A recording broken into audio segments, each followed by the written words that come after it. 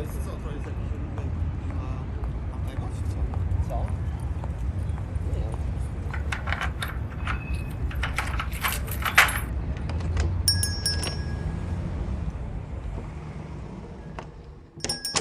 I have come here to chew bubblegum and kick ass. And I'm all out of bubblegum.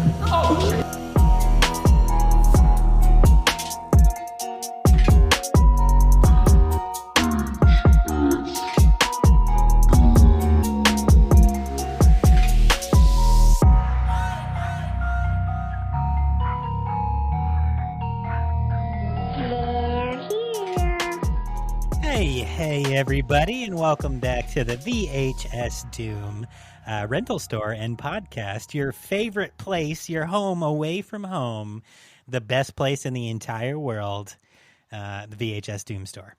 Mikey, what's up, buddy? Hey, nothing much. What's up with you? Not much, man. I'm having a busy day, busy week, but glad to be here. My favorite place, literally.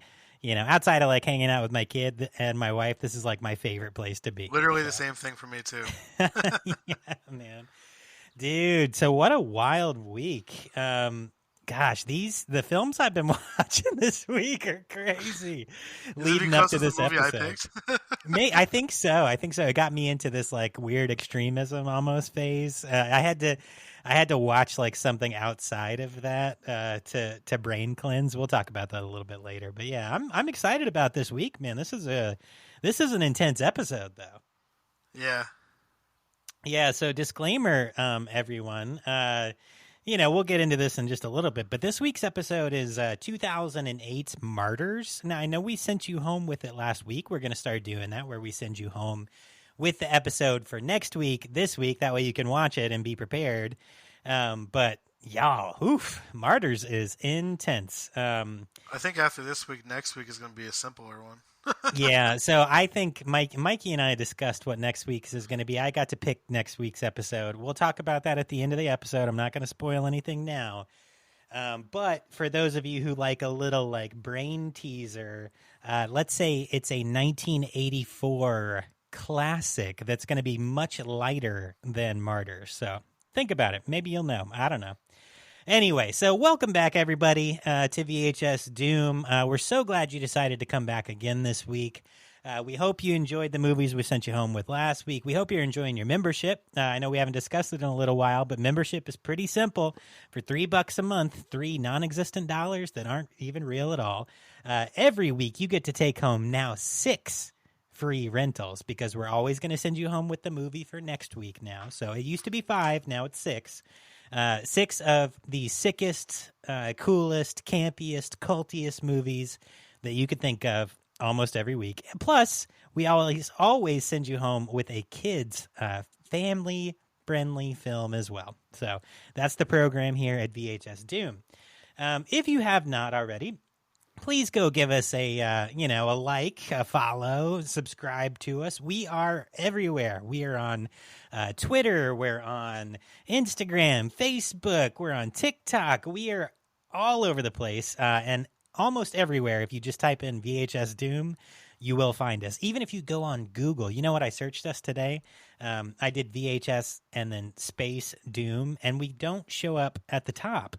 So if you type VHS Doom, all one word, we're number one thing that pops up is our website. I thought it was going to be like my idiotic ramblings on Twitter. Yeah, actually, your Twitter pops up first. Wait, my Twitter? No, our Twitter. Oh, shit. Okay, Mikey manages our Twitter. He's our social media I thought master. you were saying like my Twitter comes up. That's more. No. Not your Twitter. Well, you're usually in Twitter jail, so you probably wouldn't pop up anyway. Okay, I'm almost at 100 followers right now. Don't jinx it. I'm not jinxing anything, man. Every time I go past 100, it gets like clapped. Get them cheeks get clapped, buddy. So how many times have you been permabanned? Let's see. Once with Counting Elon on 2 hands. Wait, once up with Elon, and then like 10 times with the old system.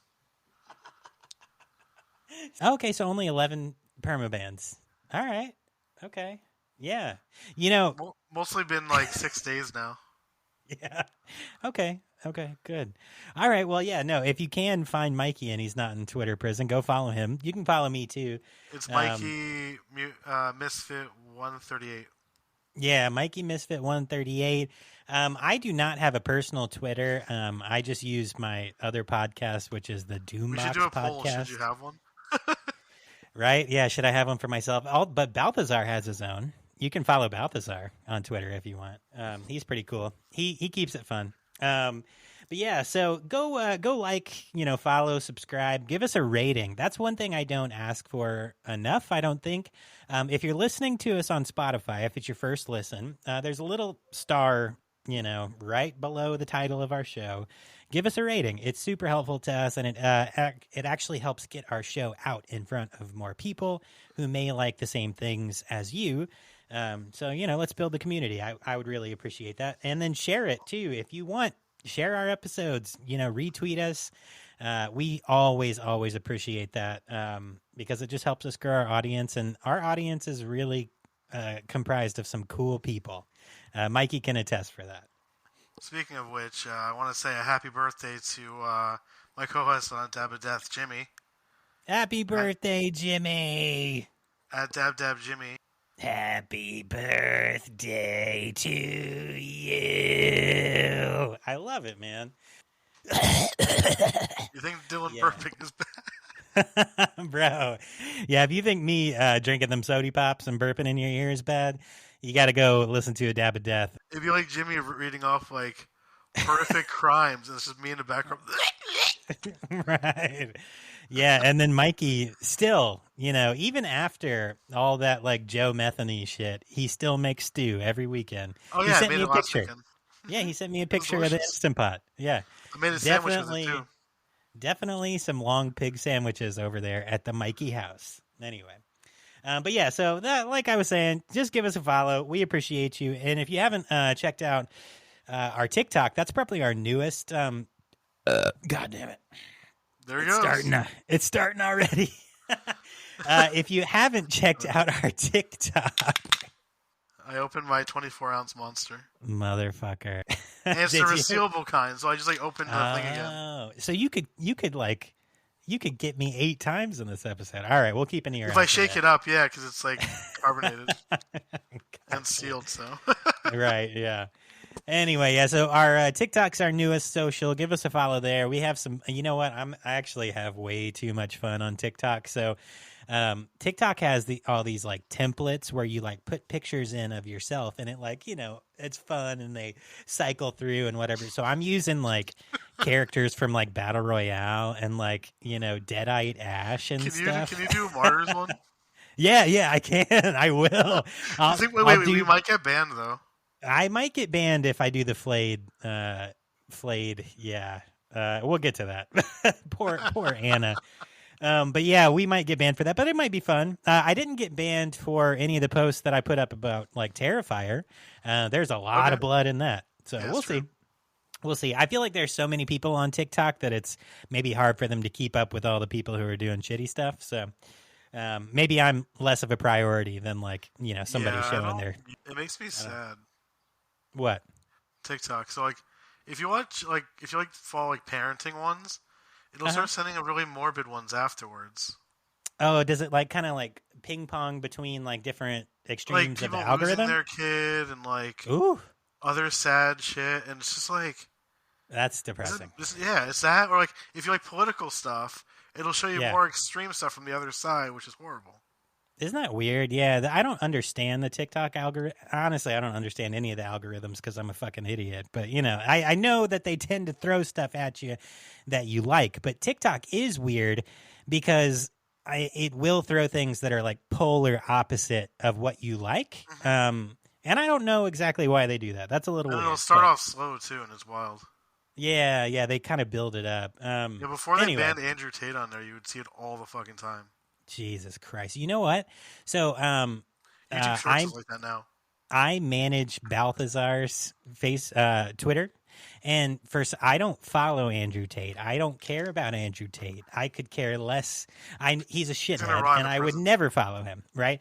But for some reason, Twitter sends like notifications about people that you don't follow. Yeah, so they started when Elon took over because he doesn't have like ads and stuff.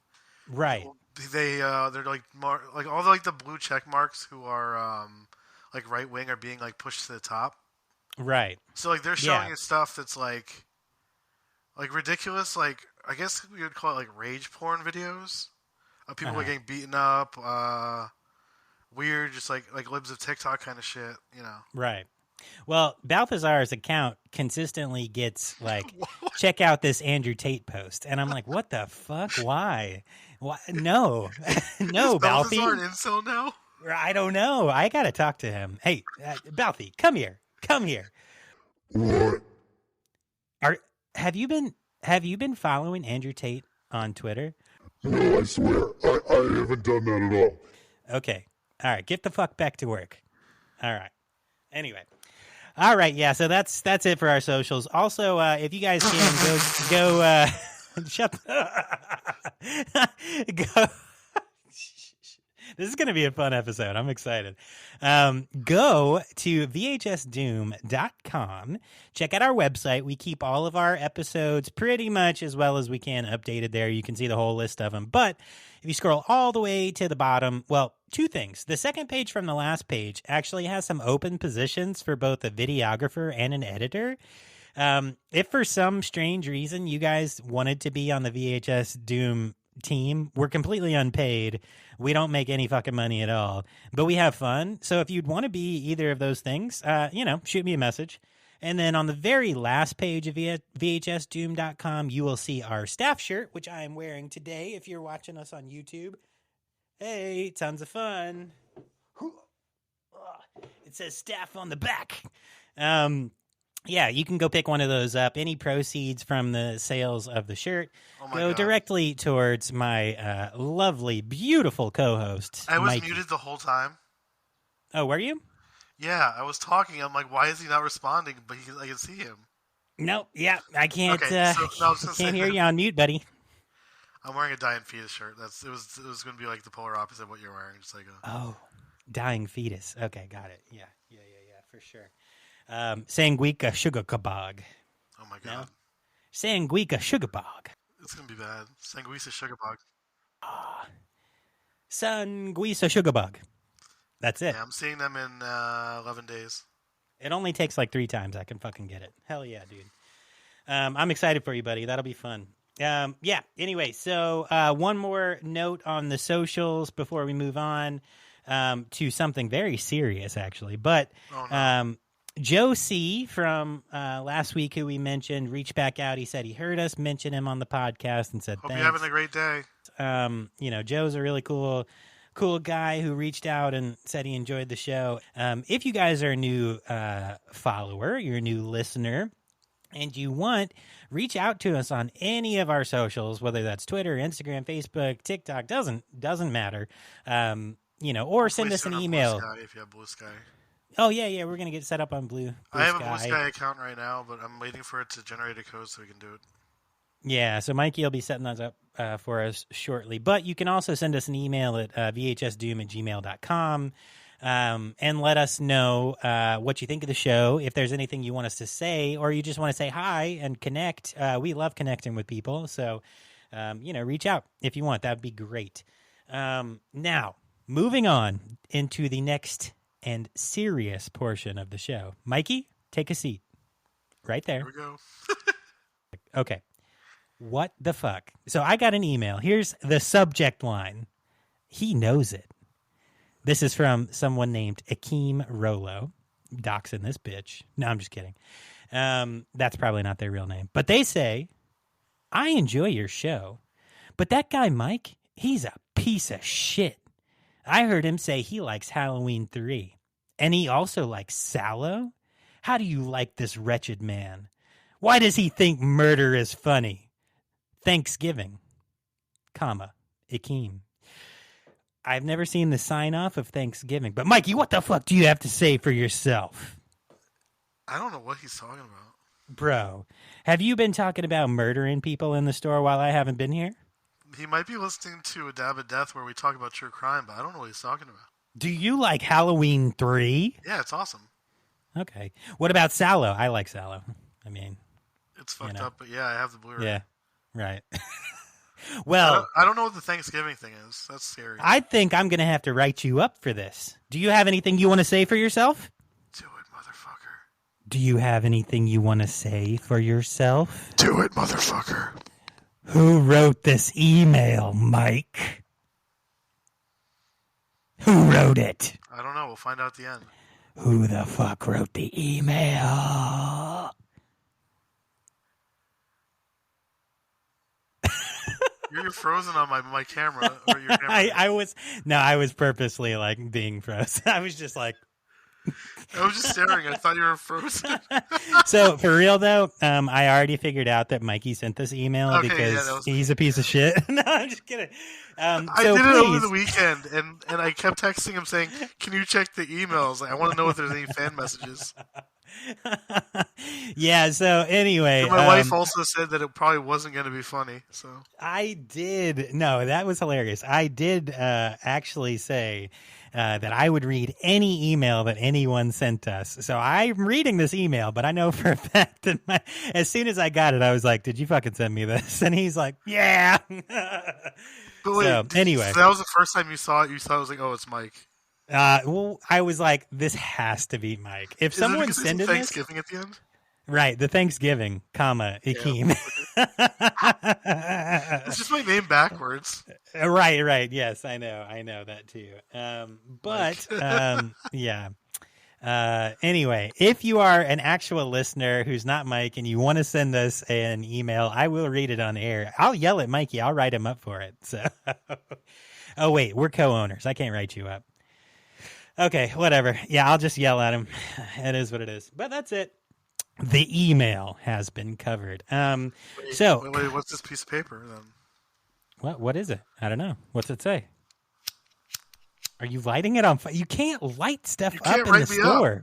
This is my store. You can't write me up. You're stupid. Anyway, don't be lighting stuff on. This building is filled with paper and plastic. Like, is that why our logo is a melting VHS? Because you be lighting shit on fire? Oh, we light things on fire, dude. You know. Yeah, for sure. Anyway, time to clock in. Clock in. Come on, let's get to it. All right. Hey, everybody. Sorry we haven't welcomed you in yet, but welcome. We're just clocking in. I had to yell at Mikey in the back about 19 something. minutes late. Yeah, sorry, guys. Sorry. But anyway, how's your week been, bud? It's been good. Yeah. Not really much to do. I mean, it was like kind of raining for most of it last week, but now it's like really sunny out. Oh, is it? Nice. Yeah, so Mikey... Yeah, I took my son out to the park and stuff, you know.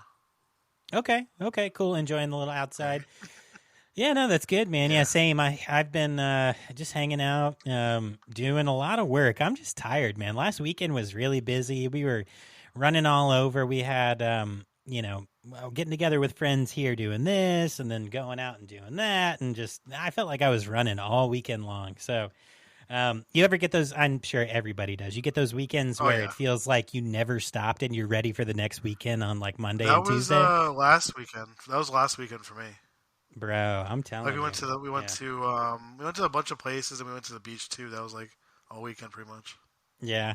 Oh man. Tell you what. Yeah, but you know what? VHS Doom, it gets me excited. So this morning I woke up probably at like 6:30. So like last night Ari woke up at like 3 a.m. She was making some noise. Checked on her. She was sleep talking. Whatever. That's fine. You know, maybe it's the little gnomes are influencing her dreams. I don't know. Oh, my son's saying some stuff about like purple dinosaurs and he has a purple nightlight. So that might be happening too. Okay. Or it might be even like the Color Out of Space movie and it might be attacked by aliens. I don't know. Could be. Yeah. I mean, we know they're real now. I watched that entire 3-hour interview that you sent me. Yeah, me too. For Congress. Holy shit. Yeah, the aliens are real, but whatever. So anyway, this morning, 6:30, I'm up early. Usually Ari doesn't get up till like 7:30. And I go in, and as soon as I walk into her room, she has this little like princess tent like off in the corner, and she's standing in the tent like in the back, like Oh my god, it's horrifying. yeah, I know. And I'm like, Ari, and she runs out and she goes, poo poo caca. And I'm like, poo poo caca. And then she says, lost my sock. And I look down and she's missing a sock and she shit her pants. So she woke up an hour early with poo poo caca, no sock, and she was just feeling crazy. So anyway, that was a lot of fun. So that was my morning. But anyway, what kind of stuff have you watched this week, bud? Okay, so I watched some wrestling, some movies. I guess we'll do movies first because I watched 4 this week. Well, 2 of them some of our listeners picked. 2 of them last week I watched. I ended up watching this week. Well, we record on Tuesdays, but you guys know what I mean. Yeah, okay. yeah. All right, so I watched Versus from 2000 by Ryuji Kitamura. Do you remember this one? Dude, can I tell you something about Versus? So it's actually really depressing. So Romit lent me like a region. No. I knew this was going to be brought up when I said this. Yes. Romit lent me like a region something. It's like a non-US region copy I think of it's this. the same one I have. And yeah. I don't have a region free player, so I've never been able to watch it, and I never fucking returned it. I feel so bad. He thought I had it when I posted on Instagram.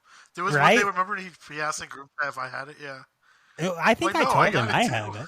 it. Yeah, no, I have it. I think I told him I have it, but I still have. I mean, shit, I haven't returned it. I feel bad. Anyway, go ahead. Okay, so, oh god, oh shit, that wasn't me that time. That was the Monsters.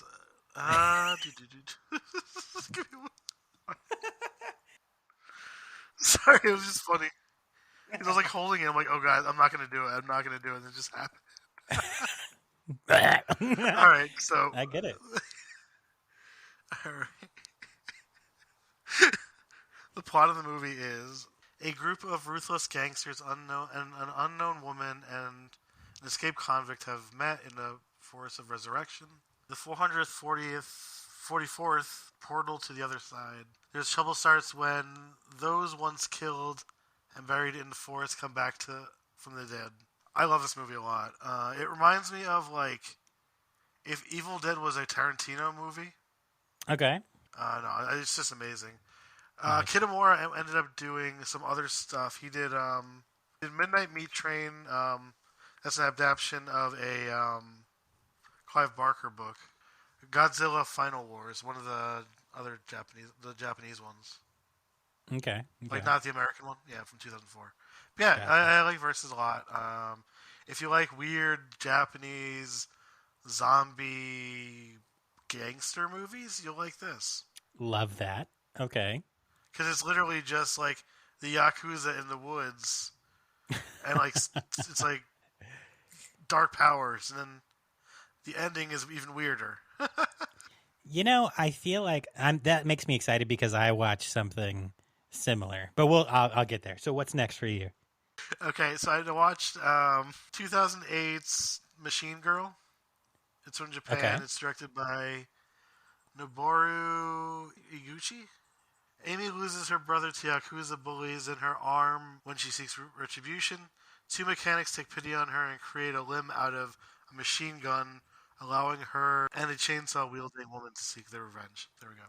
Hell yeah. It's a crazy one. Love it. Love it. All right. I'm only doing like a little like read the plot thing because I watched 4 of them and like I don't want to like take up the whole show.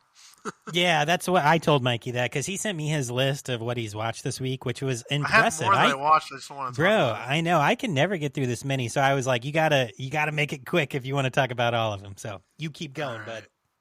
So I wanted to watch stuff like in the 2000s since we were watching 2008's Martyrs, and I wanted to watch something that's like gory, but not like as like ridiculous as Martyrs is. Yeah. Yeah. So I watched 2009's Australian horror film, The Loved Ones. Okay. And oh my god, I sent you videos of it. Yeah, that kind of reminds me of like it's almost like an homage to like those like prom night style movies, is what it looked like. I mean, I haven't watched it, but is that kind of the feel? What happens is this girl gets rejected by this guy. She ends up like watching him in a car have sex with his girlfriend. Oh. And then he's laughing at they're talking about it while they're about to do it. Like, oh, guess who asked me to prom and I said no, blah blah blah. Well, it's not prom; it's like a dance in Australia. I don't know what they do, but you know. Yeah. And then all of a sudden, he wakes up and he's like in her house with her family. This like weird dad who's like weirdly incestuous with her, and then like this mother whose head's been like pretty much lobotomized with like a screwdriver, not screwdriver, power drill. Oh shit! Okay. So he has to like fight his way out. And as you saw with the foot scene where like he's being stabbed, oh god, it's just like this the whole time. It's like I was so like torture. Mad. I'm not mad. I was not mad, but I was like, God, son of a bitch, because I hate hands and feet stuff. And Mikey sent me the scene, this one scene, which was just a knife being driven into a foot. Like, bro. So when I watched, when I was watching Bad Taste, and the little, dorky guy's nailing his like knife into Peter Jackson the alien's foot, that made me want to throw up. So when you send like a video of an actual, like they're showing a knife get pounded into a foot, oh my god, it's like nonstop. It was like for like a few minutes, and it's almost like Texas Chainsaw Massacre, how they're like sitting at dinner kind of thing, because like the mom is like lobotomized, and the father is just like pretty much teaching the daughter how to do these weird things. Oh wow, okay, oh man, yeah, that is creepy. And then there's this funny scene where one of the characters is in a car with his date, and they're smoking weed, and like it's just the funniest like thing compared to what the movie is. It was a funny scene. Okay. And then I saw Wrong Turn 5 Bloodlines from 2012. So I was kind of surprised that you watched this one. What do you think about those movies that far along in the series? I like them. They're not good though. Okay. They have good kills, but like the mutants look stupid. Yeah. The stories are pretty bad. Like the story in this one, it stars Doug Bradley from Hellraiser, Pinhead. Oh. And he's the leader of the cannibal family now. Okay. I think so. Like it takes. I forgot the whole like because like all the stories go together, but there's also like prequels and stuff. Right. So like he's locked in jail with these annoying college students who like almost run him off the road kind of thing, and like they start kicking him, and the police take all of them in. And he's like, by sundown by sun up, my family's gonna break me out. And all of a sudden, this cannibal herd of mutants or incest mutants come out and start just like murdering everybody. Yeah, in the most ridiculous and gory ways. So I think it Wrong Turn 2 maybe, where at the very end they have a little mutant baby that's born and they like give it a finger to chew on. Is that the one? Are you thinking? Oh my god! Hold on, let me see. Or was that the remakes of The Hills Have Eyes? I'm trying to think. I get those confused. That's why I was like saying I'm not sure. Yeah, I'm not 100% positive. I feel like it was Wrong Turn 2 because I feel like it was like where it's one where I think it was Wrong Turn 2 because I think Henry Rollins was in it. Yeah, and it's Wrong Turn 2. Yeah, I think that there was like an old man who kind of looked normal who was in the cabin and talked about that was his family essentially, right? And I think at the end of that movie it's the two siblings are like the two mutant siblings are like out in the woods like having sex and they get caught. I think they have the baby and I think that they hand the baby a finger to chew on or something like that. It just sounds I can't remember exactly where that came from, but I feel like it was that movie. Yeah, I'm trying to look it up and nothing that you said is oh wait, here we go. Yeah, it's wrong turn 2. Is it? Okay, yeah. Oh. Baby, and then, yeah. Super, super disturbing. Goodness. Okay, cool, man. Well, is that everything you got for movies? Yeah. Cool. So my two extra movies that I watched this week, I got a little too far into some extremism kind of stuff with two films, one of them being Martyrs. The second film that I watched that was a bit on the extreme side, or very much, I would say, a bit on the extreme side, is Grotesque from 2009. That's an extreme movie, yeah, I would say so. It is. It's Japanese, directed by Koji Shira. Oh, God damn it. Koji Shiraishi. Shiraishi? Is that right? Shiraishi? I think Koji Shiraishi. I think.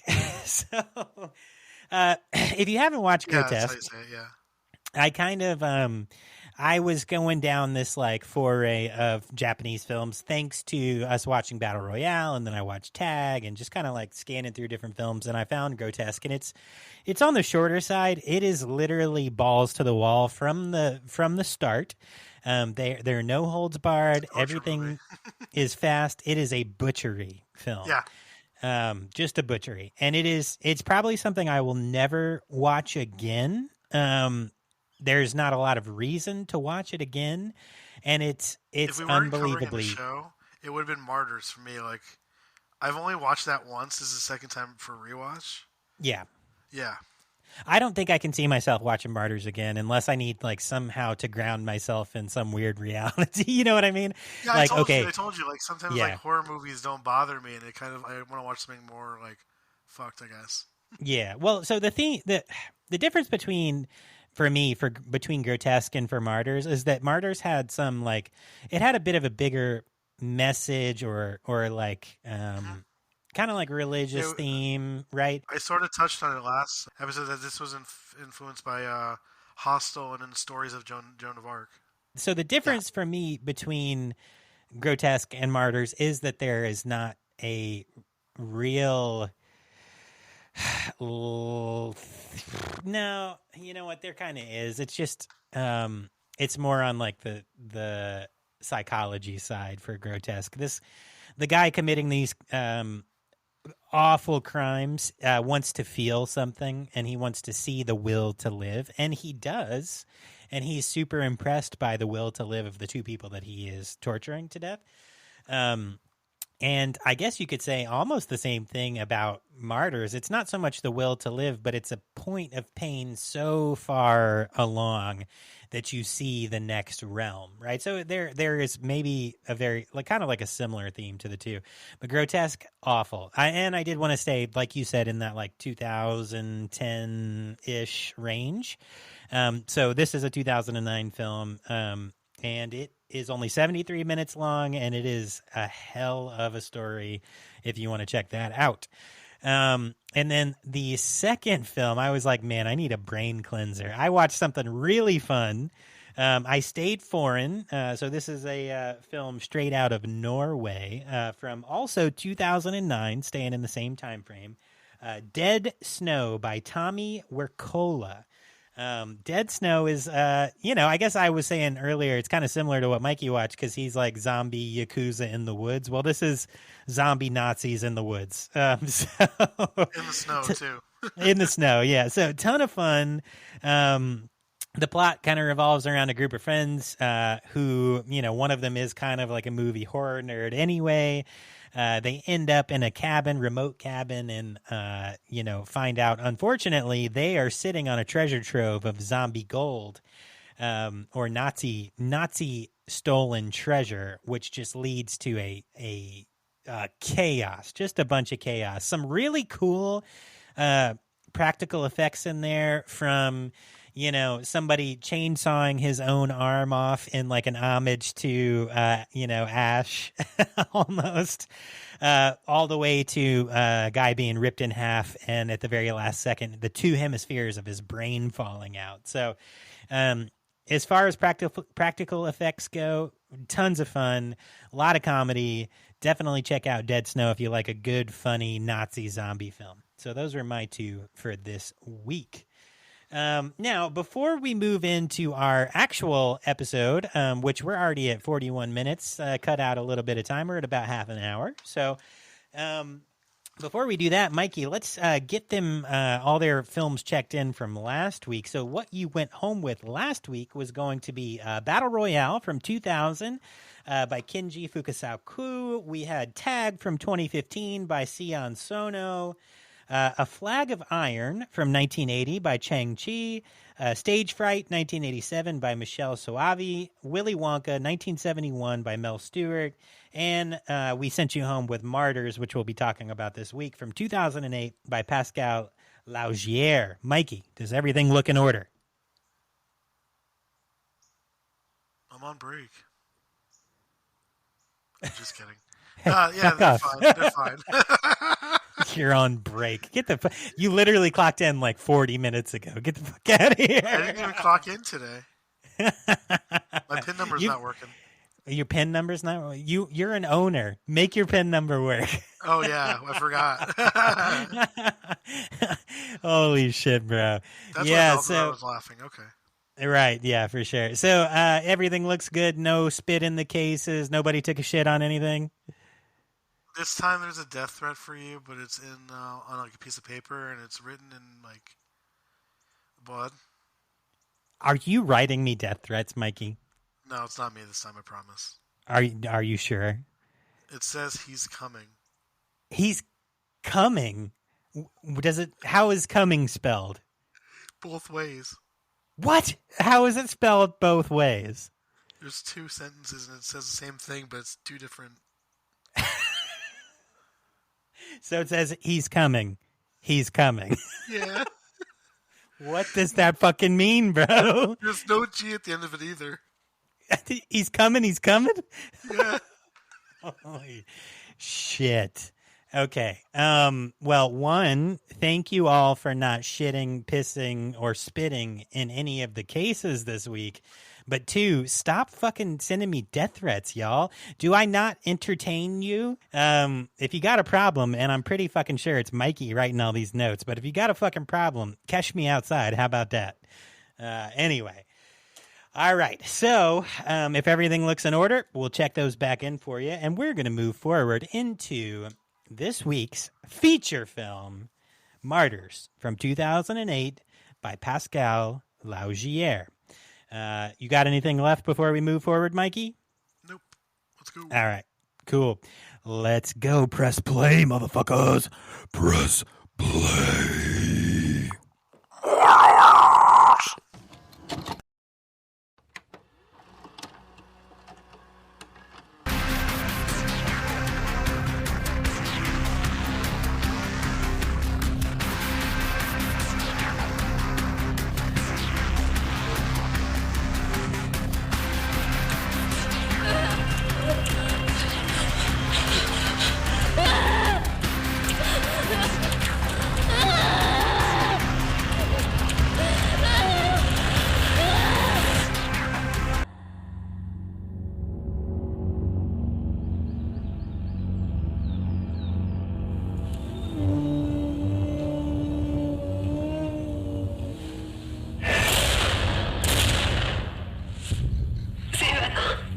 T'as pu les voir?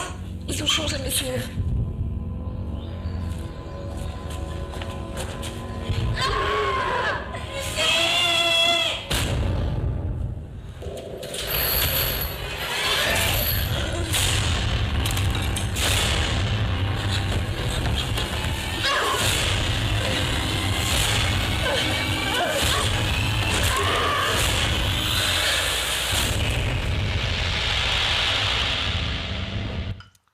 Right.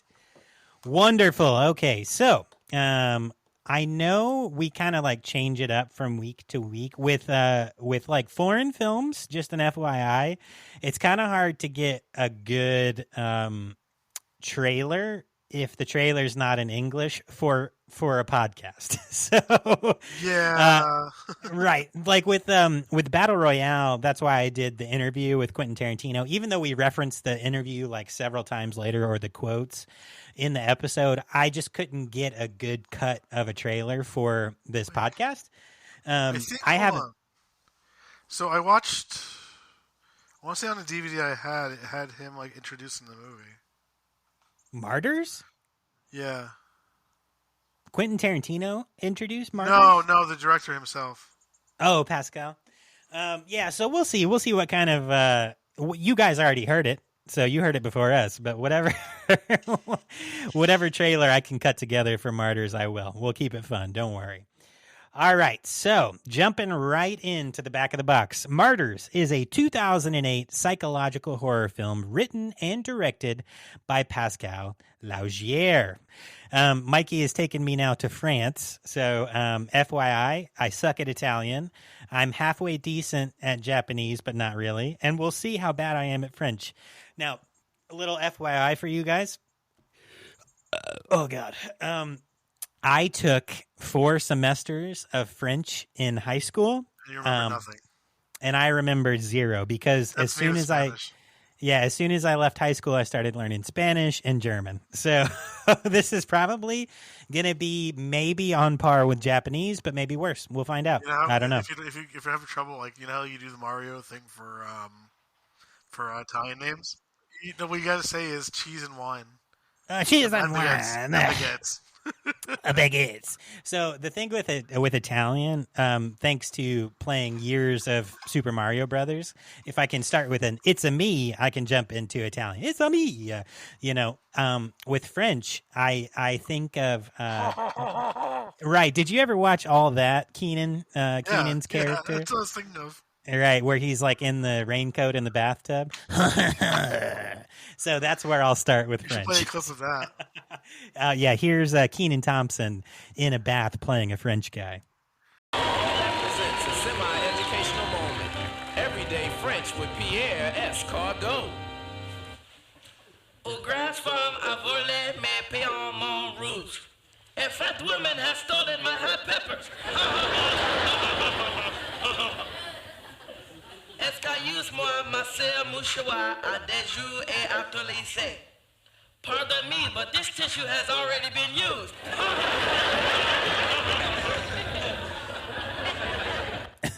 Terrible. Awful.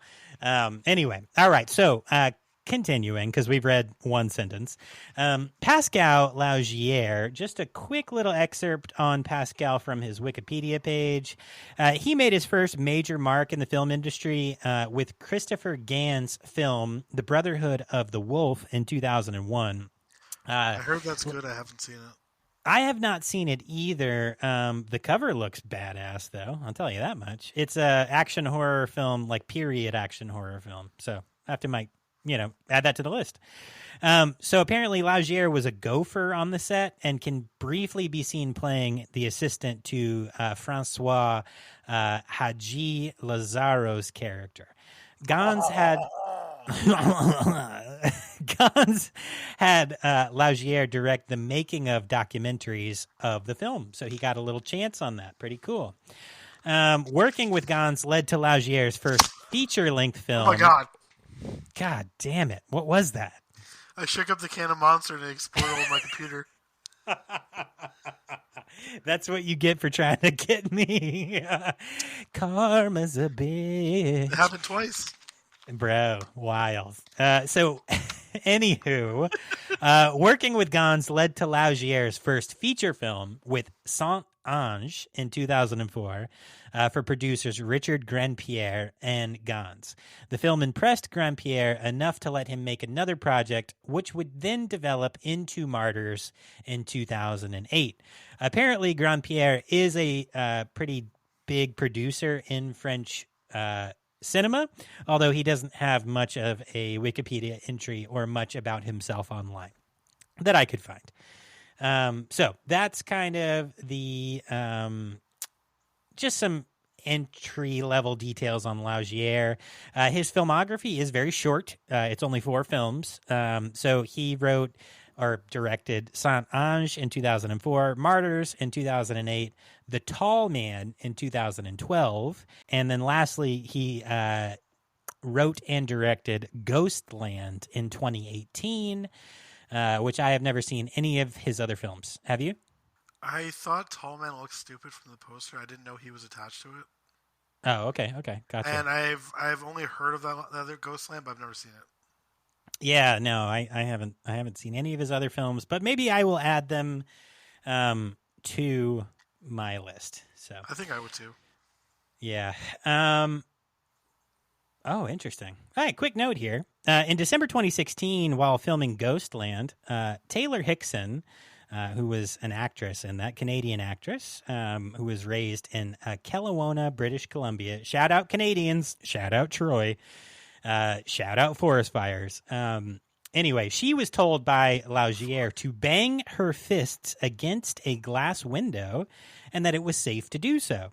Unfortunately, the window then shattered. She fell on the glass and severely cut the left side of her face.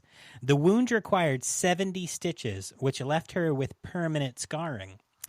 Sad. Subsequently, in 2019, the film's production company, Incident Productions, pleaded guilty to failing to ensure the safety and welfare of a worker under the Workplace Safety and Health Act and was fined $40,000 by the province of Manitoba for the incident. Anyway, just a little extra note for you there on Laugier and his directorial work. I'm sure he did not mean to hurt her. And moving on. So, back to Martyrs. This film stars, now I'm going to have a little bit of trouble probably with these two names, but after this, I'm going to refer to them as... Don't even ask me because I have trouble with their names too.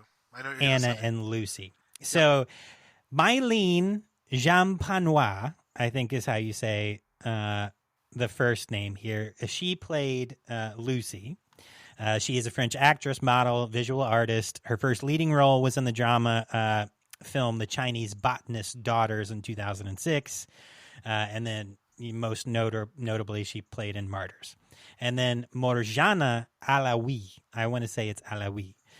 She is Moroccan and French. She's best known for starring roles in director Laila Marrakchi's Maroc and the Rock the Casbah films. Those dealt with sexual taboos, cultural and religious values, and female emancipation in Morocco. And she is also very well known for Martyrs. And then lastly, there's not much information on her, but Catherine Bagine played Mademoiselle. So those are the main people that are talked about for this film as far as actors go. We'll talk a little bit more about some actors that went on to be Canadian actress. Much more famous. But Catherine is a Canadian actress, yes, and the other two are French. Okay, so this film follows a young woman's quest to seek revenge against individuals who abducted and tortured her as a child, and her friend, also a victim of abuse. That follows her journey. An international co-production of both France and Canada, Martyrs was filmed in Montreal and screened at the French film market Marché du Film in May 2008, where it incited audience walkouts due to its graphic and disturbing content. I can imagine. It was released theatrically in France on September the 3rd of 2008. The film received polarized reviews from critics, and it has been cited by some critics as being a part of the new French extremity movement, an association Laugier denounced. So, real quick on New French Extremity, because Mikey sent me a pretty good list. Just an FYI on New French Extremity if you haven't delved into it. It describes a range of transgressive films made at the turn of the 21st century that caused scandal and controversy and provoked significant debate and discussion. They were notable for including graphic images of violence, especially sexual violence and rape, as well as explicit sexual imagery.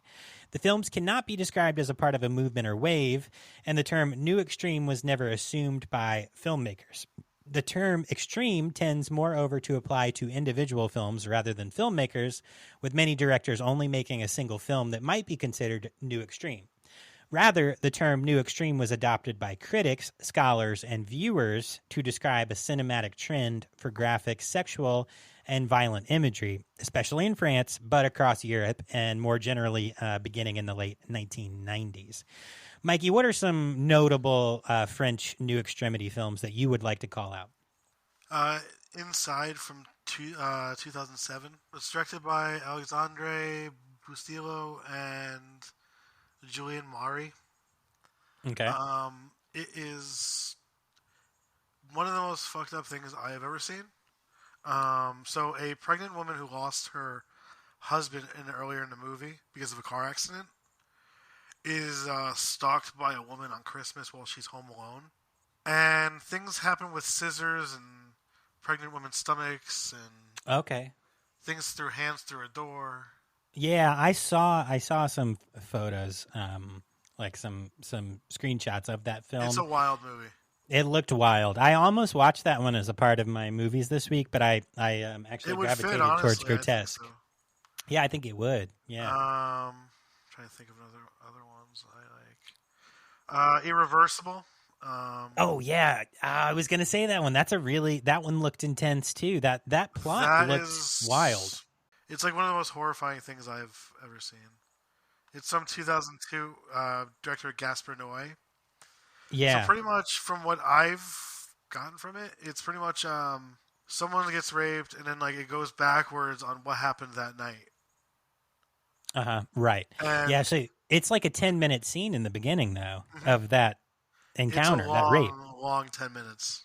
Yeah, I can imagine. I haven't watched it. From what I heard, I think, it's starring Vincent Cassel and Monica Bellucci, and I think at that time they were together, which is even more creepier. Really? Okay. Interesting. Yeah. Then another one. So I've heard people call this the Texas Chainsaw Massacre of France. It's called Frontiers. So 2007, a gang of youth criminals flee in Paris in a bid for freedom, only to find themselves ensnared in a family of Nazi cannibals intent on breeding a new Aryan master race. It's directed by Xavier Jens, and it's really disturbing. And if you think the Achilles thing in Hostel's bad, holy shit! Yeah. Wait until you see bull cutters used on that part of the body. Hooey. Yeah. No, I think there are some really intense movies on just the list that you can find online. Some lists introductions to new extremity, new French extremity. But major figures from this movement, or not movement, but I guess this labeling would be Gaspar Noé, Catherine Breillat. I hope I'm saying that right. Lars von Trier. That's a major name. I don't know about that though, because Lars is from. He's Danish, I believe. Yeah, he did the Dogma 95 movement in film. Right. Well, so the thing is, a lot of his films are classified as new extreme films or new French extremity, right? They kind of like hand in hand. But Antichrist 2009. Oh my God, that movie fucks with me still. Let's see. He was also listed for The Idiots in 1998. And Nymphomaniac in 2013 is a pretty famous one. Wasn't that on Netflix? It was. Yeah, I think it still is actually. Yeah. I don't have Netflix anymore. It's too much money. Yeah, it is getting to be too much money. That's absolutely accurate. I have a better collection. Anyway. Yeah, so I just I did want to take a second to jump in and talk a little bit about New Extremity. So that's kind of what we got there. But we can head back over to Martyrs and keep moving forward. So last note on the back of the box here. In 2017, IGN named it one of the best horror films of all time, ranking it number 32 in a list of 100 films. Wow. While Rolling Stone included it in a 2021 list of the greatest horror films of the 21st century. An American-produced remake of the film bearing the same title premiered in 2015, which is I have not seen. But Mikey, what's your review on that? Sorry, I just keep saying nobody wanted it, but it's true. It's nobody wanted that. It's like it's devoid of everything that made the movie. It is like the message in the movie. It's like devoid of it. Well, last week, it's how I feel about Oldboy. Honestly, the remake of Oldboy. Right. Yeah, when Thanos played Oldboy. Yeah, last week when we were talking about this. Yeah, when we were talking about this, you said, "Don't watch the American version; it's garbage." So Did you? I will not. No, of course not. No, if you tell me not to watch it, I'm not going to watch it. So anyway, All right, moving forward, we're not going to really jump through the plot in this movie because there are a lot of notes on this around production. It's a pretty and heavy movie, too. It's a heavy, heavy movie that I don't really want to relive scene by scene. So if you haven't watched it, please go watch it. We did tell you last week to watch it, but you'll have to check that one out on your own dime. Sorry, guys. As we were saying earlier, so directed, it was also written by Pascal Laugier. It was produced by Richard Grandpierre. We were talking about his relationship with Pascal a little bit earlier, and Simon Trottier. It stars Morjana Alaoui and Mylene Jampanois. The cinematography was by Stephanie Martin and Natalie Moth. Oh my God. Molavico Vitsukski. She's a Canadian cinematographer, and she's a 3-time Jutra Award nominee for Best Cinematography. So she is a pretty famous person herself. It was edited by Sebastien Prangier, and the music was by... That's an awesome name for a band. Right? Seppuku Paradigm. What? So I had to click on their link just to get a little bit of information about them. They are a French electronica / film music / rock duo. They're currently based in Paris, France. So if you don't know what seppuku is, it's it's suicide, Japanese honor suicide, essentially. But they named themselves after the death of the Japanese author Yukiko Mishima, who after a failed coup committed suicide, according to seppuku. Yeah. So their filmography, they actually did, they've done a few soundtracks for both feature-length films and short films. They did a few songs, 3 songs on Scorpion from 2007, which is a French action drama film, directed by Julien Serry. They did the full original soundtrack for Eden Log, which is a 2007 French science fiction horror film, directed and co-written by Franck Vestiel.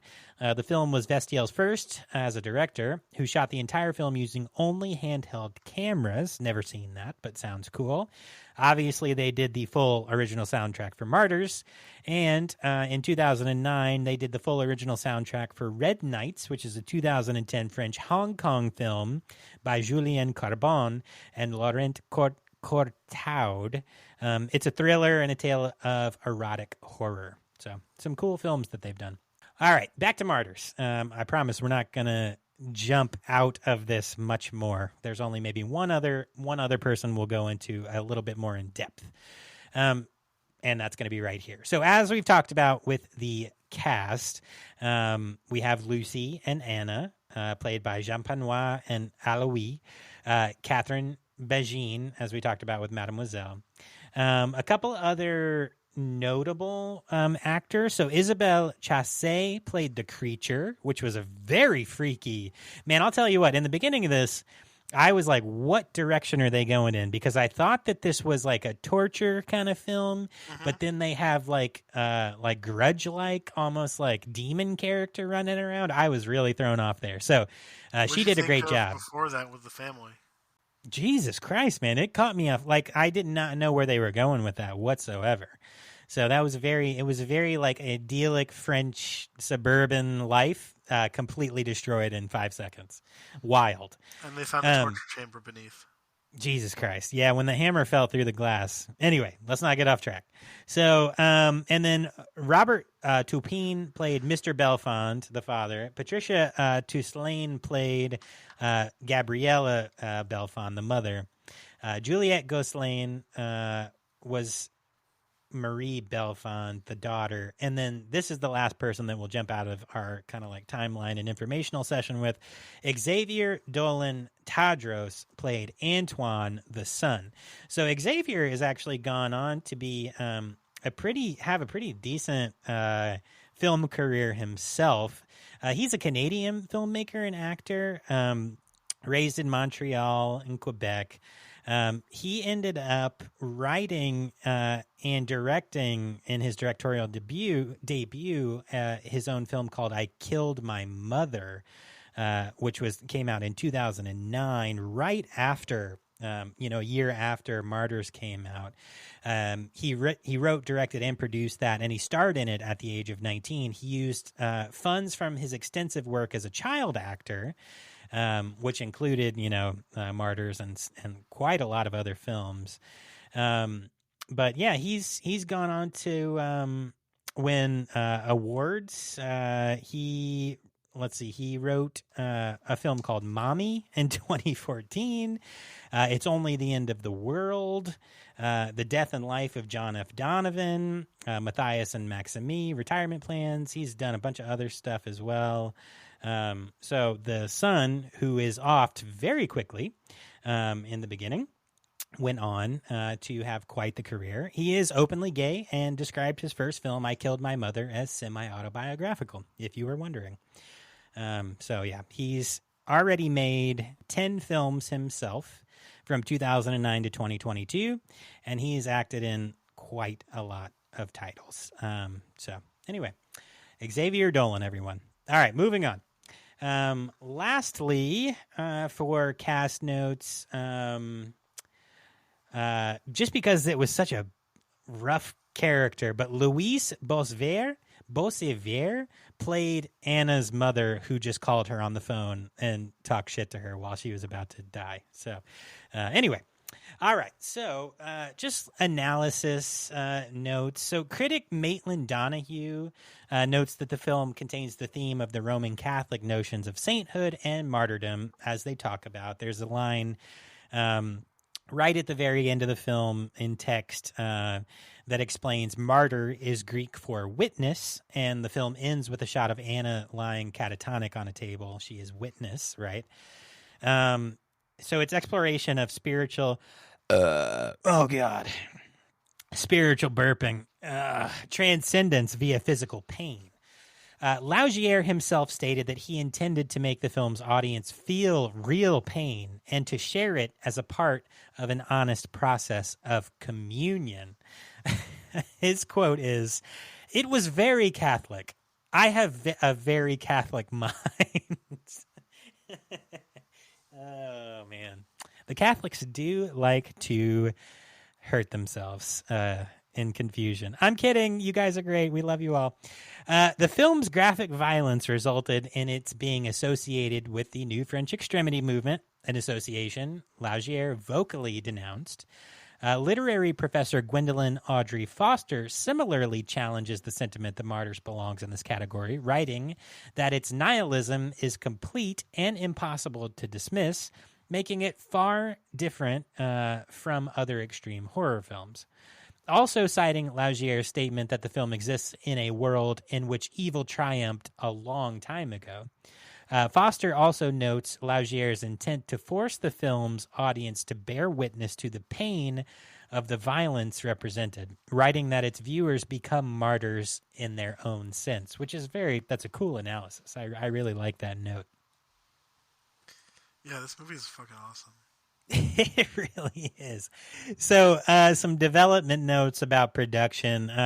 So Pascal Laugier, who had previously made his directorial debut, as we said, with Saint-Ange in 2005, wrote the screenplay for Martyrs after being inspired by Eli Roth's Hostel, as Mikey said earlier, from 2005, and intended to make a movie about pain. Apparently, he stated that he was in a very severely depressed state at the time of writing the film, and he was nearly suicidal. Visually, he was partly inspired by Carl Theodor Dreyer's The Passion of Joan of Arc from 1928, and based the film's final shot on a still of the dying Joan of Arc, portrayed by Renee Jean Falconetti. We're getting a little bit Italian there. An image he pasted to the final page of his screenplay. On pitching the project, Laugier commented that the film was rejected by all the big French studios and by a lot of actresses too, which makes sense. The film was really supported by Canal Plus, the only television channel in France that still finances some unusual projects. So I had never heard of Canal Plus, so I was just checking that out a little bit. But it's a French premium television channel that was launched in 1984.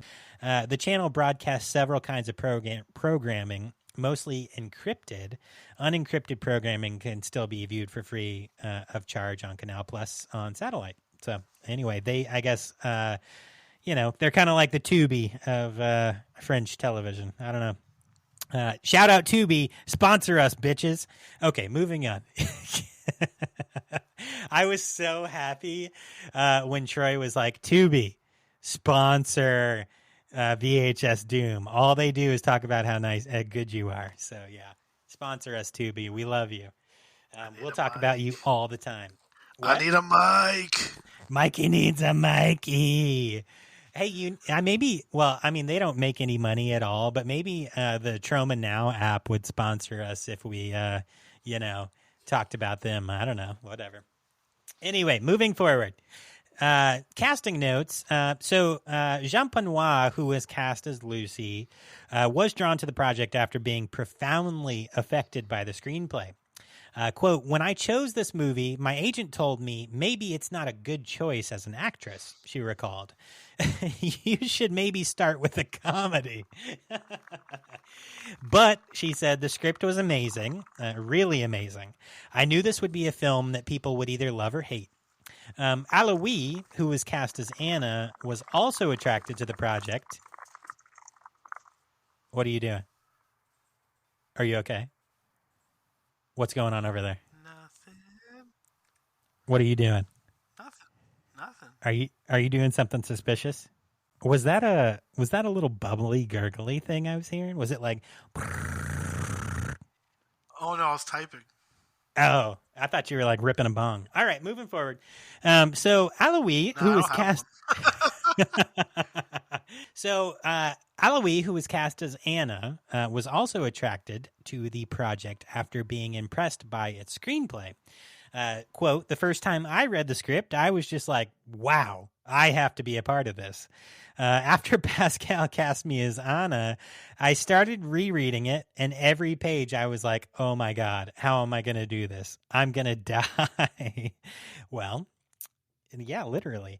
In preparation for the shoot, Laugier spent 2 months undertaking rehearsals with Jean Penoit and Alois.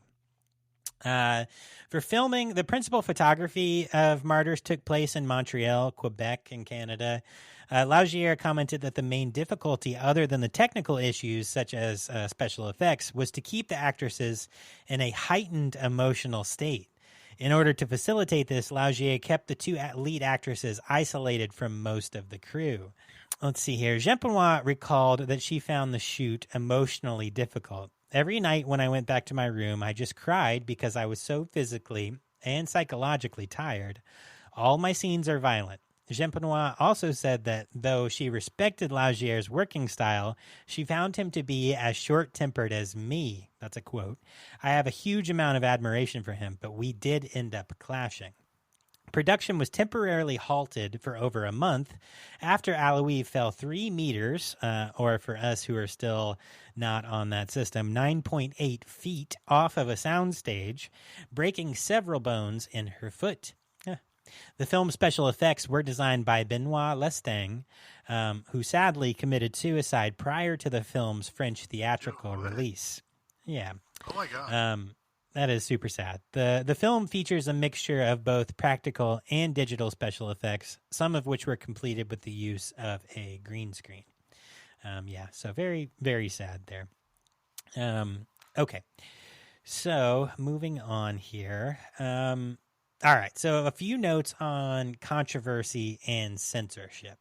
The film screened at the Marche du Film Market in Cannes in May of 2008, which, as we said earlier, incited walkouts from some of the audience members. It was subsequently shown on October the 19th at Montreal's Festival du Nouveau Cinéma. According to Laugier, a man collapsed... Cinéma. According to Laugier... Sorry. It's all right. A man collapsed during the film's screening at the Sitges, S-I-T-G-E-S, Sitges Film Festival. Stitches. It's sitches, bitches. And a woman vomited during the film's premiere screening in Toronto. Nice. Cowards. Cowards. Pussy. Listen. We don't be using that language because that's a very tough body part, man. I mean, you could call him like a pinky toe, you know. Pinky toe ass bitch. You pinky toe ass bitch. All right, moving on. Oh my god. In France, the film faced significant controversy among the country's film rating system, as we talk about every week with film rating systems, from Japan's national diet to Britain's, British Board of Film and Classification.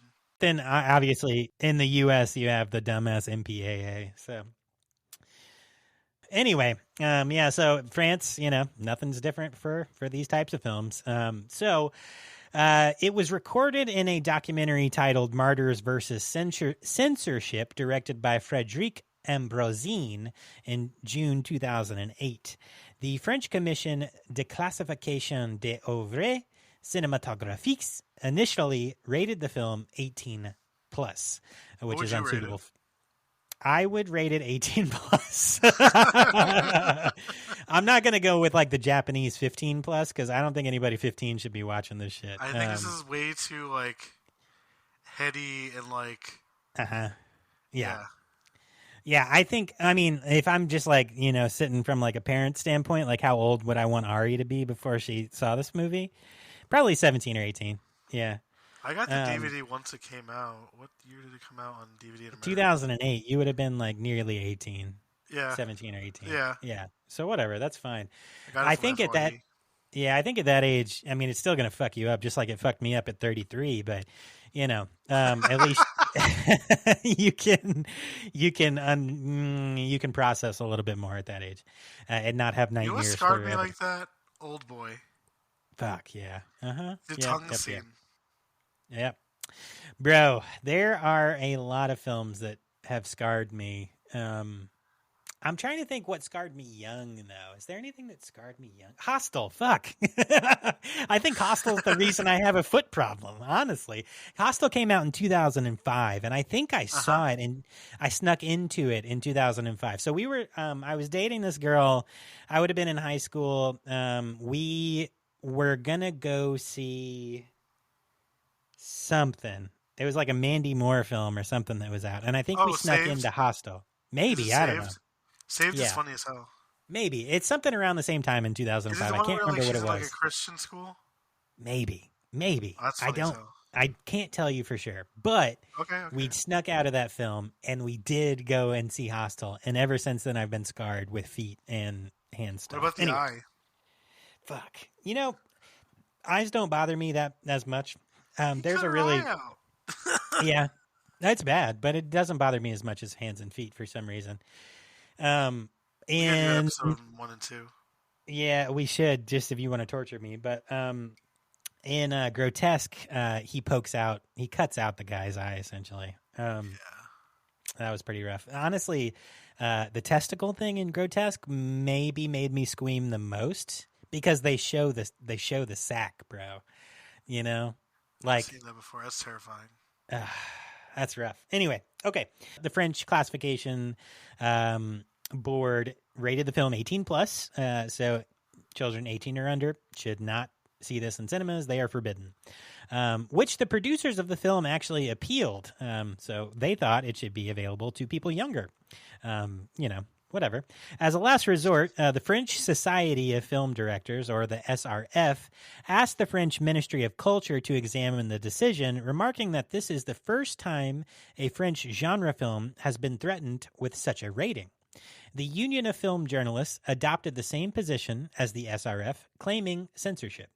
The Minister of Culture, Christine Abaniel, I believe that's how you say that, eventually asked the Commission of Classification to change its rating, which was done in July of 2008.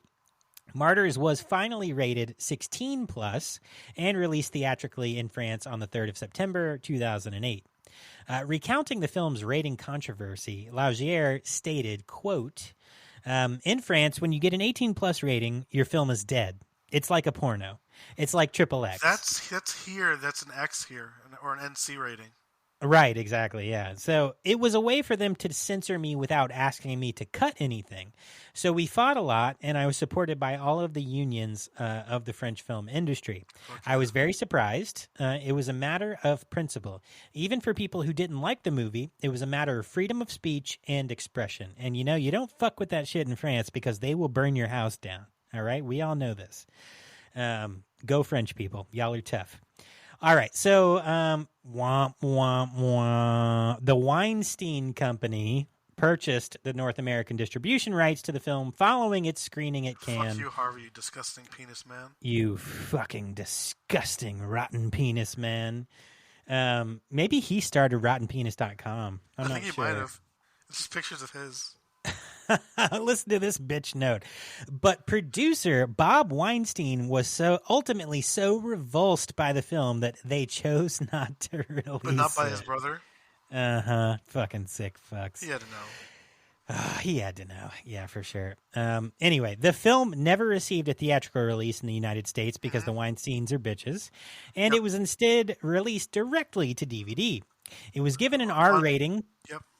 Oh, sorry. Go ahead. I was going to say that it came out. It was going to have an R rating, but they went with unrated. Right. That's what I have. That's why it says like unrated on it. Because during that time period, the MPAA was like happy on all movies. Yeah. They were like fucking with the Hatchet franchise, like Adam Green, like Hatchet, like you know what I mean? Yeah. And to the point where like movies, they're just like, all right, we're just going to release this like uncut because you can't do anything about that. Right, uncut straight to DVD, right, or Blu-ray, or and whatever. then played in the theaters afterwards. Usually, like that's what they did with Hatchet. Right. Yeah. Well, so apparently, anyway, the film was still given an R rating by the MPAA for disturbing, severe behavior involving strong, bloody violence, torture, and child abuse, and some nudity. All right. So some reception notes on this film. And then we'll kind of get into notes on the remake and its legacy before we. Do we really have to?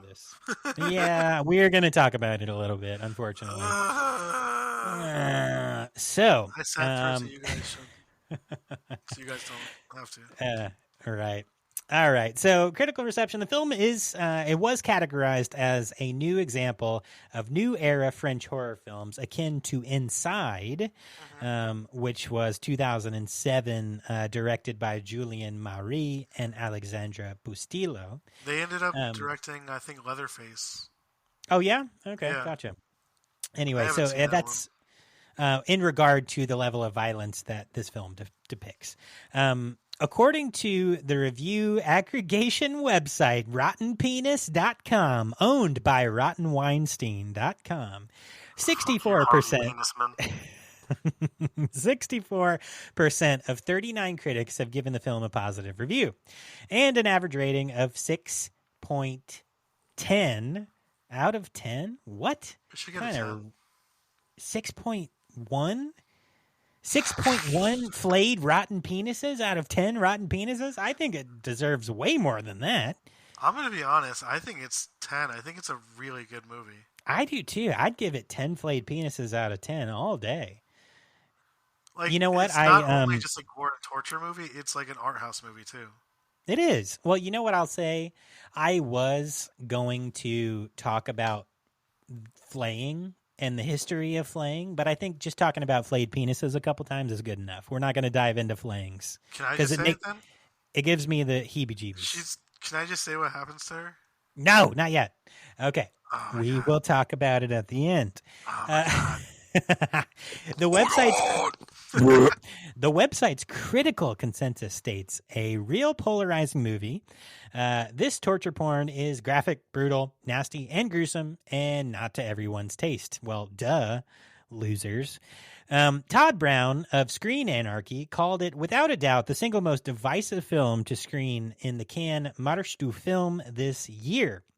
While Ryan Turek at Shock Till You Drop said that the film is the new yardstick against which all forms of extreme genre films should be measured against. Nice.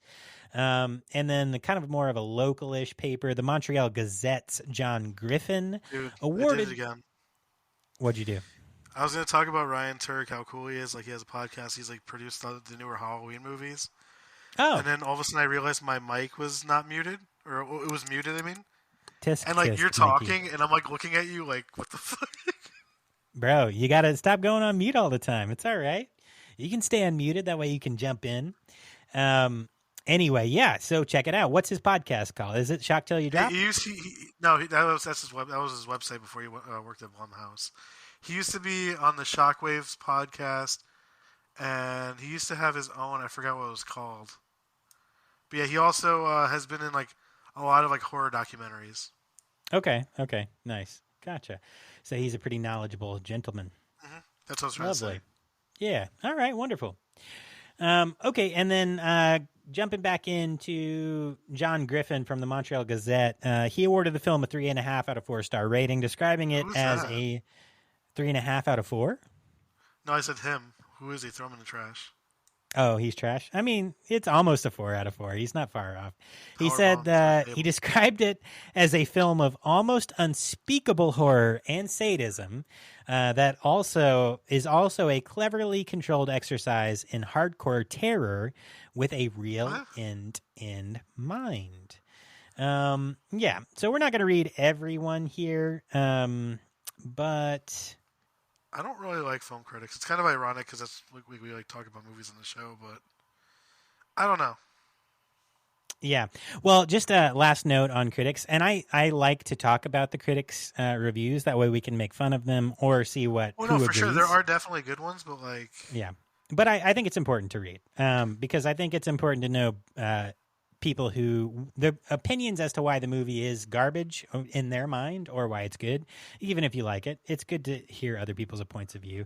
Now, I will say one last note with the reviews. So commenting on the controversy surrounding his films to Indie London, Laugier said he did feel insulted by many critics' misinterpretations of Martyrs. So he interpreted it in a specific way, and a lot of people didn't necessarily see his overall vision, giving him, I feel like if it didn't come out at the point where it did, like if it didn't come out during a torture porn cycle, like because that came right before, I would say, I feel like that kind of like muddied it for like that kind of stuff.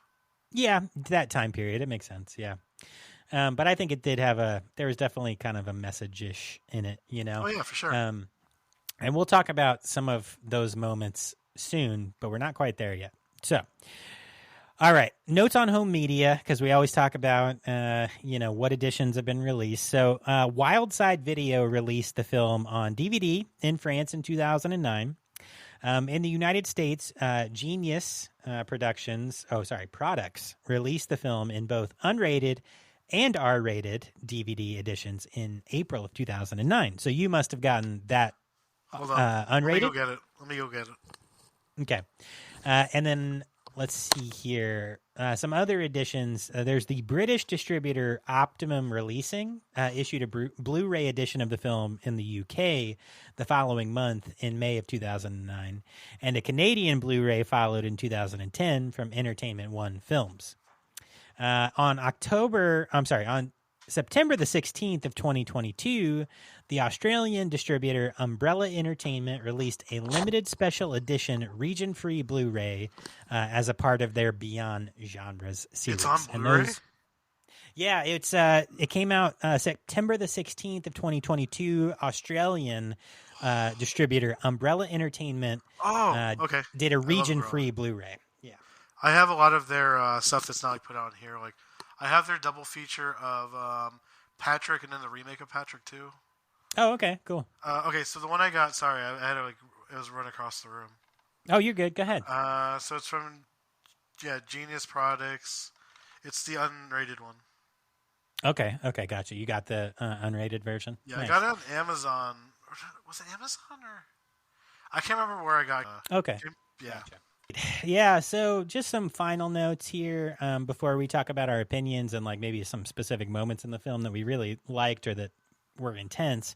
Notes on the remake, because as we said earlier, there was a remake. It's a 2015 film. Nice remake. Yeah, so The 2015 American horror film remake was directed by Kevin and Michael Goetz and written by Mark L. Smith. This is where I want to hear about the critics. Right, sure. So in 2008, Laugier confirmed in an interview that he was in the middle of negotiating the rights for Martyrs to be remade in the U.S. By director Daniel Stamm. The producer attached at the time, who had previously produced Twilight in 2008, indicated that Kristen Stewart was being sought to star in the film. Though her involvement... Bro, for real. Though her involvement with... the Twilight series. Does she? Nice. Yeah. Though her involvement with the project was later denied by Stamm. Stamm said that the original film is very nihilistic. The American approach that this is a quote, the American approach that I'm looking at would go through all that darkness, but then give a glimmer of hope. You don't have to shoot yourself when it's over. Well, that's garbage already. In a 2014 interview, Stamm revealed that he had left the project after the budget had been reduced, stating, I think they're now back to making the movie for like $1 million, a really low budget, which I think you could almost do, but there's this philosophy in Hollywood that you can never go back budget-wise, which, I mean, he's not wrong. As a filmmaker... Movies just keep getting more and more expensive as the process goes. Right, yeah. Wow. I mean, and if you want to get quality performances, unfortunately, you have to pay for them. That's what screwed up. So Guillermo del Toro was supposed to do At the Mountain of Madness from H.P. Lovecraft. Uh-huh. But the budget for the movie kept going higher and higher and higher to the point where it can't be made now. It's too expensive overall. Yeah. From what I've heard, yeah. Yeah, and I guess you can't go back, huh? I mean, I don't know. Hopefully they figured that out. That would be a fun that'd be wild, watch. Right? Yeah, that would be wild. I would love to see that. Okay, so continuing from Stamm, he said, as a filmmaker, you are judged by that.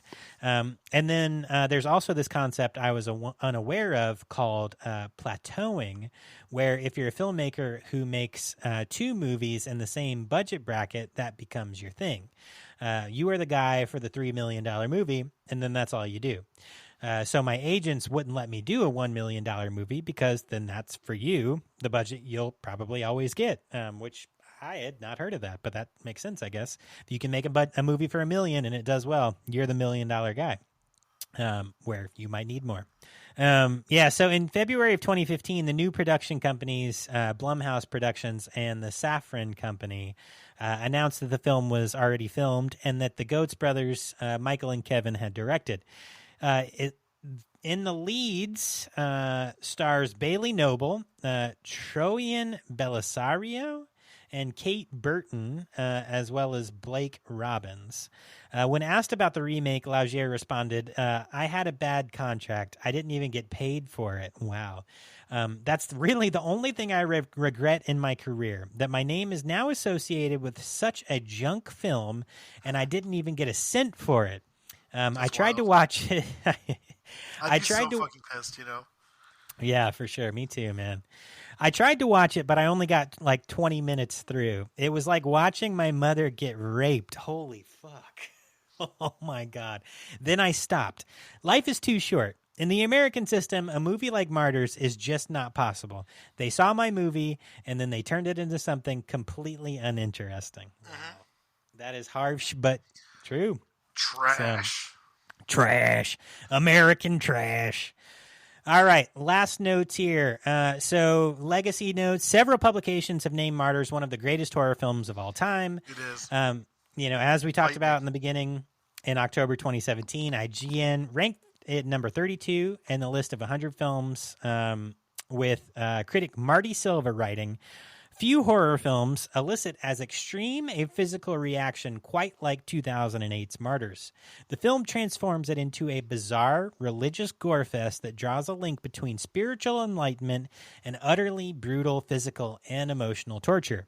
It's tough to keep your eyes set on the horrifying images that unfold on screen, but for those willing to dive into its heady themes, it's even harder to look away. I have a question for you. What's up? What do you think she told her? Oh, man. I don't want to speculate on that. So let's... I will. It's just funny because, that's like what you like to do. I do. Let's talk about specifics from this film. What are some of your favorite moments, and what are some things that you were like, holy fuck? I wouldn't say favorite because everything is like atrocious, like fucked up. Right. But like, Yeah. I love that like her trauma was like the monster. Right. Yep. In And the form of a I can monster. identify with that with like a few things in my life. But yeah. Okay. Yeah. Yeah. I really loved how it was shot. I loved the effects work. Mm-hmm. So let's talk effects. I like the effects a lot. Right. So the practical effects, the digital effects, the combination of the two, it was a bloody nightmare when the mother was getting her head smashed in by a hammer. Yes. Wow. That really got Those to me. always affect me, like people's getting heads just like crushed. Yeah. Right. Yeah, I mean, I'll say that, but at the same time, like, when they did that in Dead Snow, it didn't bother me nearly as much. Yeah, because it's like done in a comedic way. This is more of like a more Right. like serious movie where like it feels Right. much more real, I guess.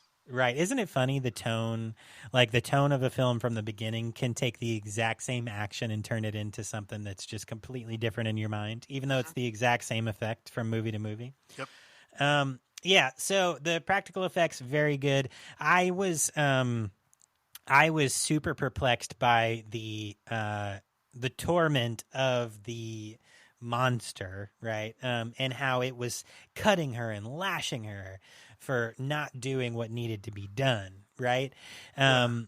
Which is I think is she was funny. yeah, I'm sorry. I'm not going to say funny, but it was interesting because she was still being attacked even though she thought she had finished the job. So was there something in her subconscious that was like, no, I didn't finish the job? And it was I still think allowing... she was deeply traumatized from being like abused as a child, and it just became like untreated, and like she's lashing out because like she doesn't know how to control it almost. Right. So exactly. So even though it was done, the monster was still attacking her. So she was never going to be free of the monster. And that's the point where she said, all right, that's enough. And she killed herself.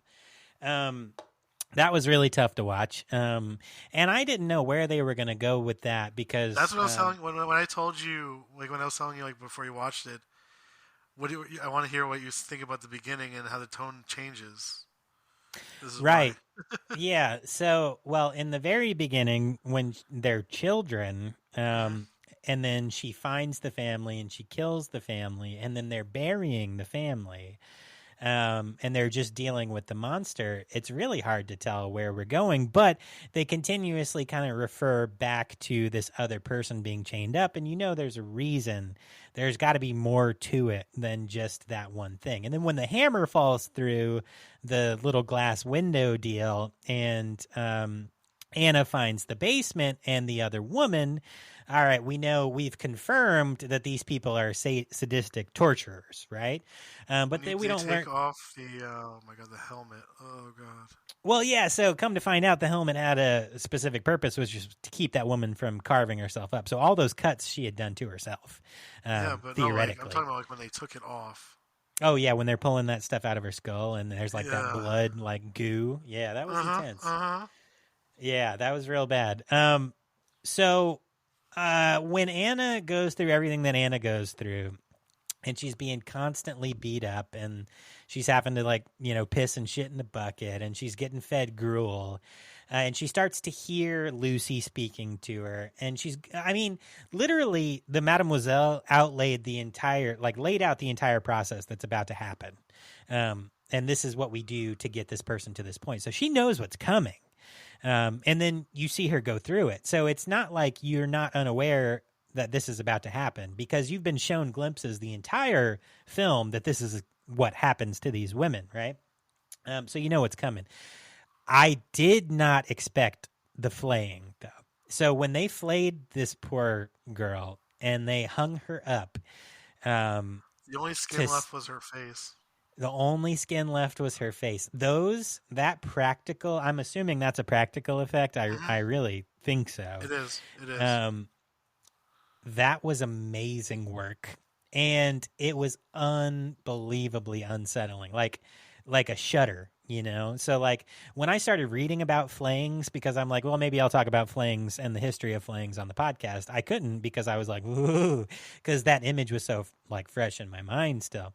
But I mean,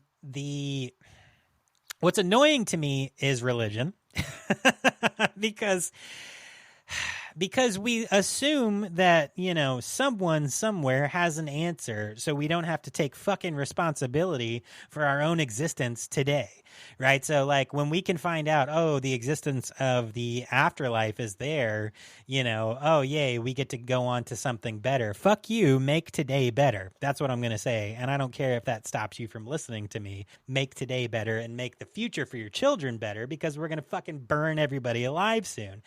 Anyway, let me calm down and go back and talk about a movie. So I think that whatever she saw was literally just hallucinations induced by extreme amounts of pain. What made me happy was that the Mademoiselle believed in her bullshit so much that she was so excited, likely, for what she had heard about, that she wanted to go ahead and get there. And I think that, from my perspective, I think what Laugier was saying was that if we knew how wonderful the afterlife would be, we'd all go there right now. If there was no doubt, that's why she said, just keep doubting. Because if there was no doubt, we'd just go right away. But I don't want to think that, and I think that that's bullshit. I'm sorry. I think I have a lot of pent up. No, not at all. I think that the perspective of the movie is good. I love the art of the movie. I think that everyone should believe whatever they want to believe, but if that stops you from being the best person that you can be right now, then you're a fucking idiot. So the Mademoiselle was an idiot because, one, she wasn't being a good person anyway. Evil had won, right, in this movie before anything started happening. And she was so excited by what she heard that she decided to off herself to go ahead and get there because she's already a piece of shit. So I don't know. Maybe that's really, really harsh, and maybe I shouldn't include any of this in the podcast, but this is who I am. And if you're not going to take your existence as it is right now and try to make the world that you live in, and if you have kids or don't, who cares, make the world a better place for the future generations, then you're being a piece of shit anyway. So anyway, that's a lot, and that's intense, and that's about as honest as I'll ever get on this podcast. It's like this movie gave me the same kind of visceral response that The Faces of Death did. Yeah, I think that's the last time I got intense and philosophical about religious bullshit. Yeah, it was. Yeah. Anyway, sorry guys. Mikey, what is your philosophy and opinion on the end of this film? I don't know. I enjoyed the movie. I don't know. I want to know what she thought when she saw. I think that she saw euphoria. I think that she saw the white light, her pain coming to an end, right? Yeah. And I think that the Mademoiselle in that group was so willing to believe that Mademoiselle decided to go there and say, hey, everybody else, keep doubting, because if you hear this, you're all going to kill yourselves. And she saved her group, which is bullshit anyway. I feel like they thought she was an idiot. Yeah, well, maybe. What do you think? So what do you think the Mademoiselle heard? I don't know. Something good enough to kill yourself over. Right? So I guess it's either or, right? Either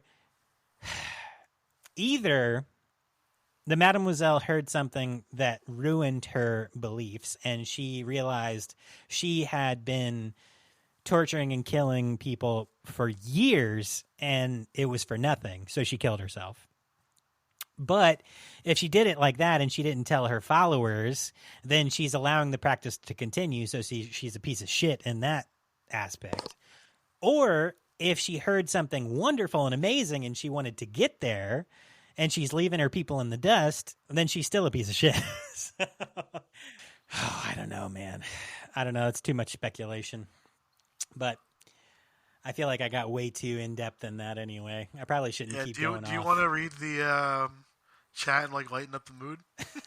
That's a great idea. All right, guys. So yeah, that's my intense analyzation of the end of this film. Hope I didn't offend. I love this movie for what it is, but I don't want to talk about the things that happen in it. Right, exactly. It's a really intense movie. It will give you some feelings. If you haven't watched it already, go watch it. I mean, we've rented it out to you last week. If you were too scared, don't be a pinky toe. Get to it. All right, but we're going to go ahead and jump out of this deep dive and timeline about 2008's Martyrs. A very, very intense film. I give it 5 out of 5. Any film, and I'll say the same fucking thing about Faces of Death, even though it was a piece of shit at the end, right? Any film that can get this much of a reaction out of me on like a visceral level, I appreciate the work for what it is. So good job to Pascal Laugier. I didn't ruin your life. No, not at all. 5 out of 5 for sure. I think I like. Because I think I traumatized Jimmy with tumbling a doll of flesh. No, man. Honestly, I traumatized myself more with Grotesque. I think when he cut those nips off with scissors, like holy fuck. I think they're on a little bit of the same level. I think. Yeah, they're up there. So I did that to myself. So no, but there was definitely more of a philosophical reaction from me about Martyrs than there ever would be from Grotesque. So thank you for recommending this, and definitely everyone should watch it at least once in their life, but I don't think you need to watch it more than once. Yep. All right, we're going to jump out now. We're going to get into something a little more lighthearted, a little more fun. This is a new segment of VHS Doom called Dylan Reads Mikey's Bullshit in the chat. All right, let's see what we got this week. Oh, God, where do I start? Do I start with he's coming? Yeah. All right. What accent should I read this in this week? Italian, the whole thing. Or should I do French?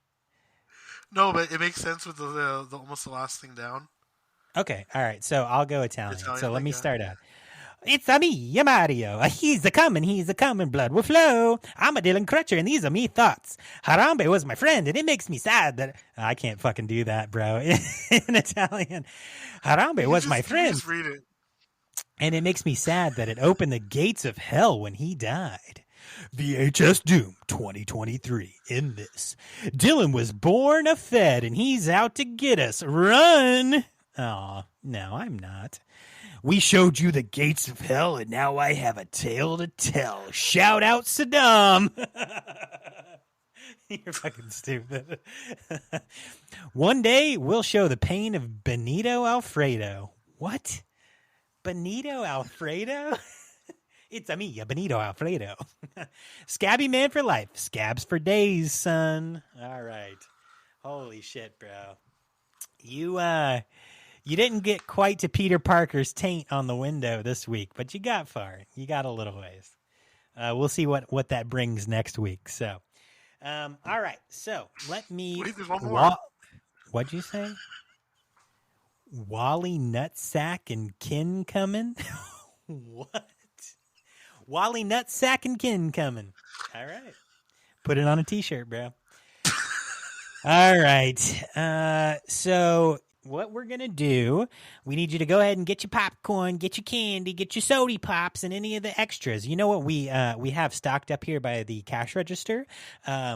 Ring pops. So if you plan on proposing to your significant other, grab a ring pop today. Give it a lick. Give it a tickle. What? Show her or him or anybody else Martyrs.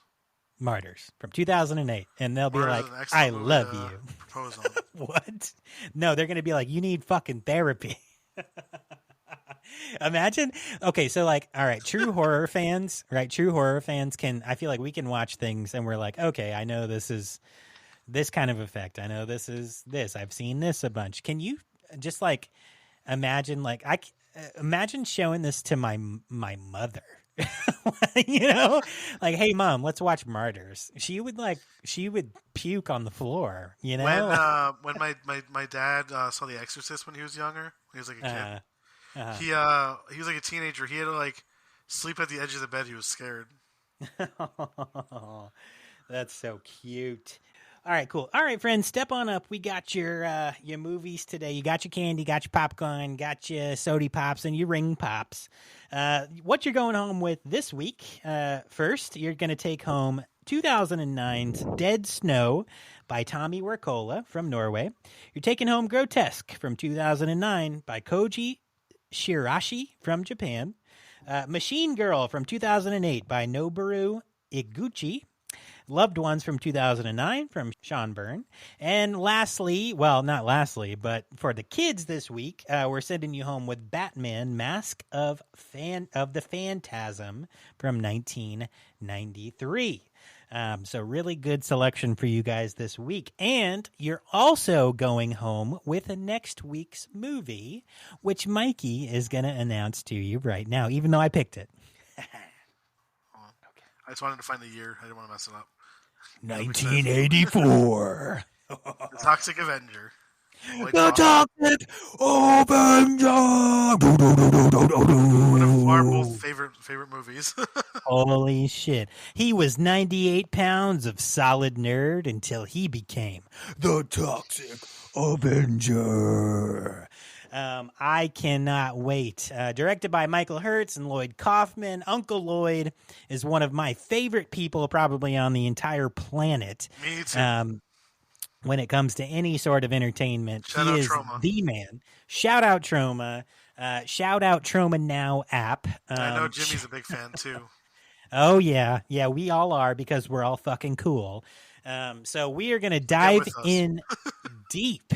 Now, what I will say is obviously like we're all fans of like the entire like Trauma universe, Traumaville, right? So we're going to talk about the one film next week, but eventually it is my goal, Uncle Lloyd, if you're listening to this, to do a director episode like we did for George A. Romero, which, by the way, is our most popular episode of all time. Really? I thought Faces of Death and Cannibal Holocaust was. Nope. Romero has passed that by 3 or 4 listens. Wow. So people How like many Romero. listeners are we at now? We are almost at 300 now, so you guys keep it up. That's really awesome. Yeah, we really appreciate you. But anyway, eventually I do want to do an Uncle Lloyd, a Lloyd Kaufman director spotlight episode. And if you're listening to this, Uncle Lloyd, like I said, I would love to interview you for that episode. So this is a little bit of our homage to Toxie and the Toxic Avenger and Traumaville. Next week will be, but there's a lot more to dive into. We're just going to cover the one episode, but we'll dive a little bit into I'm going to be watching a few history Trauma movies before this. Abso-fucking-lutely. So anyway, that's all we got, friends. Let me get you checked out. Come on. Well, that's all we got, man. Y'all have a lovely, lovely week. As I said before, like, follow, subscribe, give us a rating. God, the monster. Oh, God. You just shit on yourself? Scabby Man's coming out. Hey, Scabby. Are you here to hang out with Dead IQ over there? I'm here to say there's going to be a new episode of Tabatas. Oh. All right. Goodbye, Dylan. Fuck you, Mike. What? Oh, Why are you shit. so mean? Damn. It's just because Jimmy told me I get a free pass from Scabby Man attacks and assaults. He's just so mean. yeah, he's kind of rude to you, He but just we're says the cool. worst things. That's my bro. But yeah, so I'm the friend anyway, that he likes. as I said, give us a like, follow, subscribe, and give us a rating. Send me an email. I'll read it. Whatever the fuck you say, as long as it's not fucked up. Anyway. We love you all. You are all awesome. We can't wait to see you next week. Hope you have a great time watching all these movies. Bye. Peace.